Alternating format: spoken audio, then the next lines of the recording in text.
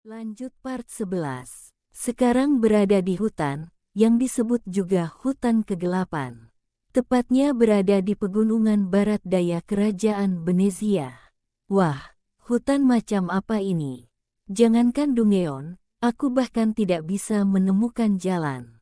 Karena aku tidak tahu apa-apa tentang tempat ini. Skill pathfinding juga tidak bisa digunakan. Langit bahkan tidak terlihat karena pepohonannya rimbun. Aku tidak bisa membaca mata angin.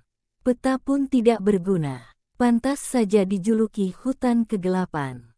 Ini bukan waktunya bersantai. Aku ini seorang penjelajah, masa tersesat. Hah itu. Terlihat seseorang yang terikat di tengah danau kecil. Air danau tersebut terlihat bergejolak ingin memangsa orang yang ingin melewatinya. Kita harus pergi, kecuali kau ingin bermain air dengan para Wilfrost. Apakah itu mayat orang yang mencoba menyelamatkan pria ini? Berarti, aku juga bisa mati kalau diam saja. Kalau begitu, mengaktifkan skill airbrush. Dia menembakkannya air tersebut, hingga membuat lorong yang bisa dilewati. Pun menyelamatkan pria tersebut melewati lorong yang telah dibuatnya. Hampir tertelan air itu, dia segera mengaktifkan skill art, yang bisa menembakkan kilat kepada target. Dalam skala rendah dapat menyebabkan pingsan, memiliki efek domino hingga maksimal 5 musuh, air pun terbelah kembali. Melewati air itu dengan mos-mosan. Kita sudah kabur sejauh ini. Mereka tidak akan bisa mengejarkan. Di mana ini? Ini bukan di kolam. Apa kau menyelamatkanku? Terima kasih banyak. Anda berisik sekali. Baiklah, tenang dulu. Apa yang terjadi, Pak? Kenapa Anda bisa terikat di tempat seperti itu? Kau sungguh tidak tahu. Siapa lagi yang ingin membunuh manusia yang masuk ke hutan kegelapan? Hah, maksud Anda elf? Kenapa tetap masuk ke sini padahal Anda sudah tahu mereka berbahaya? Kami adalah rombongan pedagang yang menuju ibu kota. Kami terpaksa melewati hutan kegelapan agar pengiriman sampai tepat waktu. Tapi tiba-tiba kami bertemu para elf, berarti potongan tubuh di kolam itu adalah rekan-rekan Anda. Aku hanya bisa melihat saja, para elf itu mengikatku dan meletakkanku di kolam tadi. Ketika rekan-rekanku mau menolong para monster itu, begini saja. Saya akan menemani Anda sampai menemukan jalan keluar dari hutan. Lagi pula saya juga tidak bisa membiarkan Anda sendirian. Setelah itu, Anda pulang sendiri ke desa, bisa kan? Kau baik sekali, terima kasih banyak. Oke, kalau begitu tunggu sebentar. Animal insting. Sejak awal aku sudah merasa ada yang aneh dengan hutan ini.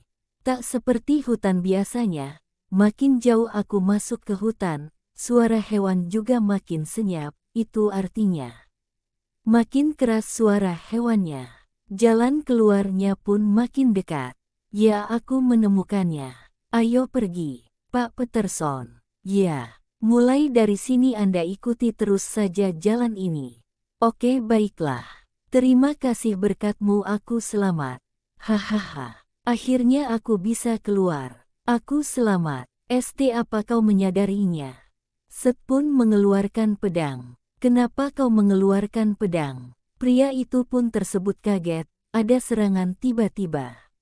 Menghalangnya dengan pedang. Keluarlah, jangan sembunyi. Mereka akhirnya keluar. 3 elf. Serahkan pria itu. Bagaimana kalau aku menolak? Wanita elf membidik panahnya ke arah Sepertinya kau salah paham, aku bukannya mau bersikap sombong, tapi jangan hanya menggertak kalau ingin bertarung.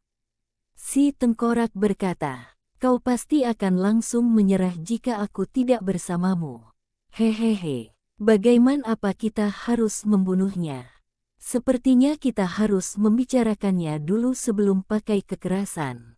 Tapi Nona Elena, kita bukan monster yang membunuh manusia tanpa sebab. Aku juga tidak suka kalau selalu disalahpahami.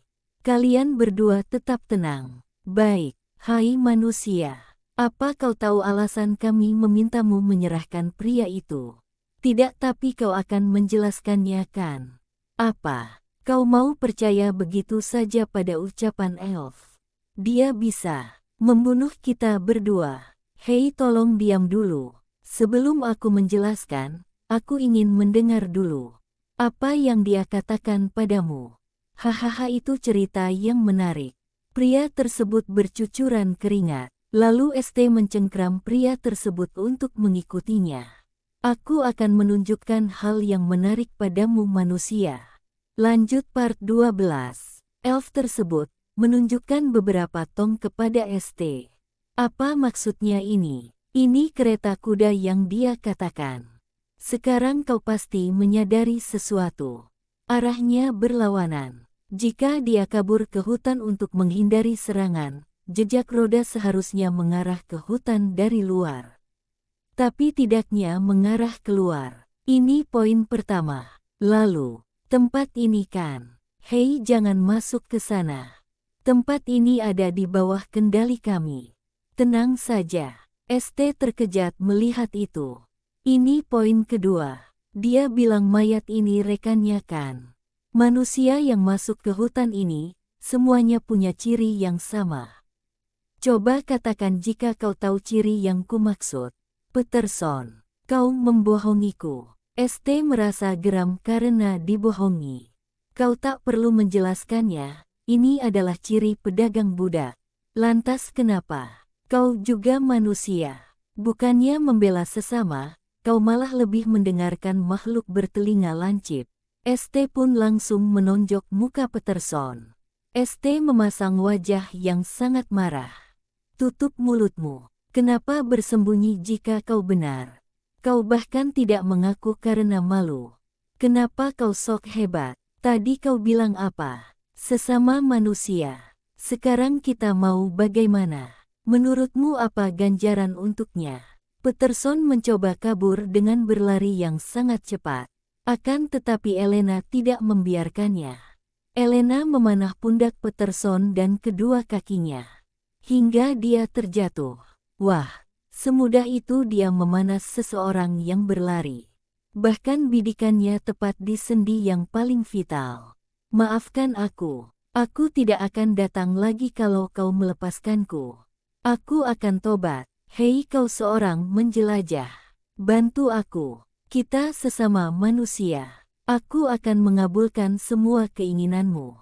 Tolong aku. Jangan membunuhku. Elena mengarahkan panahnya ke muka Peterson.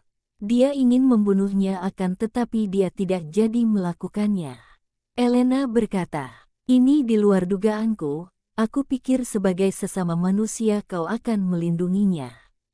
Sayangnya, terlepas dari kami sesama manusia, aku payah dalam mengendalikan emosiku. Kalau aku menghentikanmu, artinya aku munafik atau bodoh. Elena mengarahkan panahnya ke ST. Jadi kau paham alasanku menghukum semua yang menyusup hutan ini. Tentu saja aku tahu seburuk apa perlakuan masyarakat Benezia kepada elf. Tapi aku juga punya misi, jadi aku tidak akan menyerah begitu saja. Elena melepaskan anak panahnya. Akan tetapi anak panahnya meleset. Elena terkejut. Apa? Dia bahkan tidak bergerak. Apa dia penyihir? Tapi dia tidak seperti penyihir. Ternyata ST mengaktifkan skill recovery dan juga skill crosswind yang bisa melemahkan dan membelokkan proyeksi dengan angin dari tubuh sebagai pusat. Konsumsi mana makin besar jika digunakan dalam waktu lama. Cincin itu benda sihir. Dia bukan penyihir karena mananya tidak terlalu terasa. Terus serang dia sampai mananya habis dan memakai cincin itu. Baik, dua pengawal Elena membidik ke arah ST dan menggunakan skill brush shot yang bisa memfokuskan tembakan dengan satu target pada dua orang atau lebih, meningkatkan akurasi proyeksi. ST melihat dua anak panah yang datang, segera mengaktifkan skill crosswind lagi. Kedua bawahan Elena tersebut kaget, anak panahnya melenceng. Kalau berniat membunuhku, kenapa kau repot-repot menjelaskan semuanya padaku? Untuk memberitahumu bahwa setidaknya kami tidak sembarangan membunuh orang. Si tengkorak pun berbicara. ST, jangan membuang-buang mana. Meskipun limit manamu bertambah, kau sudah memakai 125 dari 150 mana. Anak panahnya mudah ditangkis karena dia terus mengincar kepalaku. Tapi, aku juga tidak bisa terus menangkis. Kalau aku menembak mereka, setidaknya tangan atau kakinya akan putuskan. Tidak ada cara lain. ST mengaktifkan airbrush. Tembakan itu mengarah ke 3 elf. ST langsung maju dan menendang kepala satu anak buah Elena. Cincin itu seharusnya tidak bisa mengaktifkan lebih dari 2 sihir. Apa cincin itu adalah artefak? Benar, aku baru mendapatkannya. Elena sangat terkejut. Dasar kau terkutuk, kenapa dia sangat menjijikkan. Hah, barusan dia bilang apa? Apa dia menghina kita? Si tengkorak tertawa, hahaha, wajahmu sangat menjijikkan. Apa kita? Mungkin maksudnya kau tengkorak. Di saat sedang ceroboh, Elena menghempaskan anak panahnya ke dada ST. Elena berhasil melukai ST. Lanjut part 11.